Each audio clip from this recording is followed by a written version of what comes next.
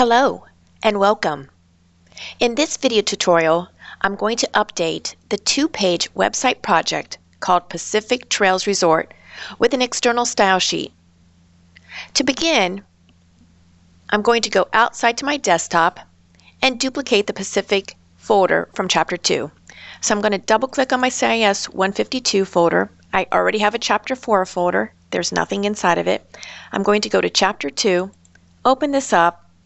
I'm going to right-click on my Pacific folder. I'm going to copy. I'm going to go back up here to CIS 152. I'm going to go to Chapter 4, and I'm going to paste. So inside of here, I have the Pacific folder. I'm just going to go ahead and rename that in keeping with the textbook instructions. So I'm going to rename this to CH4 Pacific, and I'm just going to hit Enter. I'm going to close this and go back into brackets, and I'm going to select this gray area on the left-hand side, and I'm going to say refresh my file tree. Awesome. Alright, so I have my index and my yurts HTML files. I'm going to right-click on the Chapter 4 Pacific folder, and I'm going to create a new file, and I'm going to call this file Pacific CSS and hit Enter. And inside of the specific CSS style sheet, I'm going to go ahead and create some styles. The first style that I'm going to create is for the body element. So I'm typing body and the curly braces, and I'm going to go between the curly braces and I'm going to type in a style. I'm going to use the Emmett short codes. So for a background color, I'm going to type BGC pound FFF tab. I'm going to go to the next line. The style rule to configure the text color of the web page dark gray is C pound and then 666 and tab. I'm going to go to the next line and I'm going to type styles for the header element. And I'm going to give this a background color BGC and then tab. And also the text color of white for this element. All right, perfect.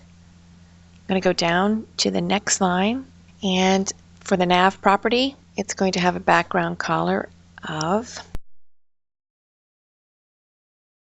for the H2 element selector, we're going to configure a medium blue text color. The letter C, pound 39C, and then tab. For the DT element selector, the letter C, pound 003, tab. For the last CSS selector, I'm going to use a class selector to apply a declaration to one or more areas on my web page. When setting a style for a class, configure the class name as the selector. Place a period in front of the class name in the style sheet. It's going to be called Resort. And I'm going to configure a medium dark blue text color, C, pound 5C, 7FA3, and then the tab key. And I'm going to save this file. Now what I'd like to do is I'd like to link it to my index file. So I'm in my index file in Chapter 4 Pacific folder. I'm going to go right after line 5, the closing title tag. And I'm going to type in link and then select the tab key, and the H reference is going to, what is the name of the file that I would like to link to? It's going to be Pacific. It comes up automatically. I'm just going to hit enter, and I'm going to save this, and then I'd like to preview this in a browser. Okay, so everything looks good. The only difference is my nav section does not look the same as it does in the book. I'm going to go ahead and select the yurts link, and you can see that I have not applied the CSS style to the yurts link. So I'm going to go back into brackets. I'm going to open up the yurts file. After the title tag on line 5, I'm going to select the enter key, type in link, tab, and it automatically comes up, and I'm just going to select enter. I'm going to save this file.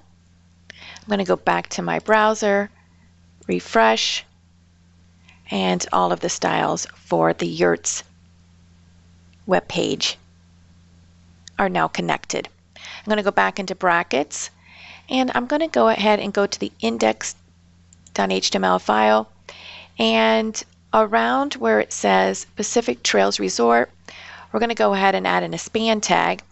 So right after the P element, I'm going to type in span, period. Remember, that's the notation for the class. The resort is the class that we created in our style sheet.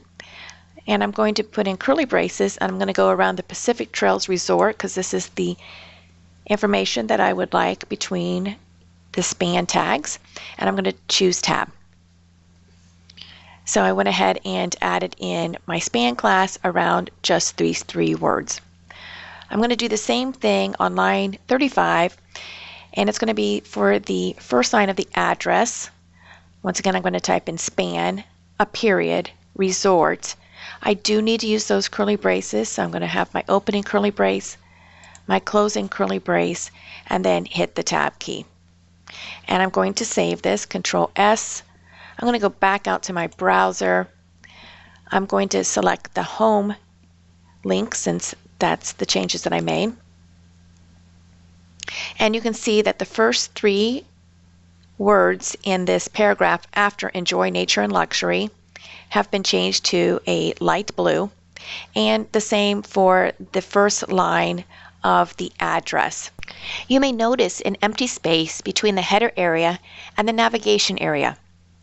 The empty space is the default margin of the H1 element. The margin is one of the components of the CSS box model, which will be discussed in Chapter 6. For now, we will use one technique that will cause the browser to collapse this empty space between the elements. Let's go back to brackets and update our Pacific CSS file to remove the empty space between the header area and the navigation area. I'm going to create an H1 selector, and I'm going to give it a margin bottom of 0. I can say MB0 tab, and it gives that margin bottom of 0 pixels. If I save this now, I go back out to my browser and I refresh, I can see a little bit of this space has been removed. This video tutorial completes the 2 pages of the Pacific Trails Resort website utilizing an external style sheet.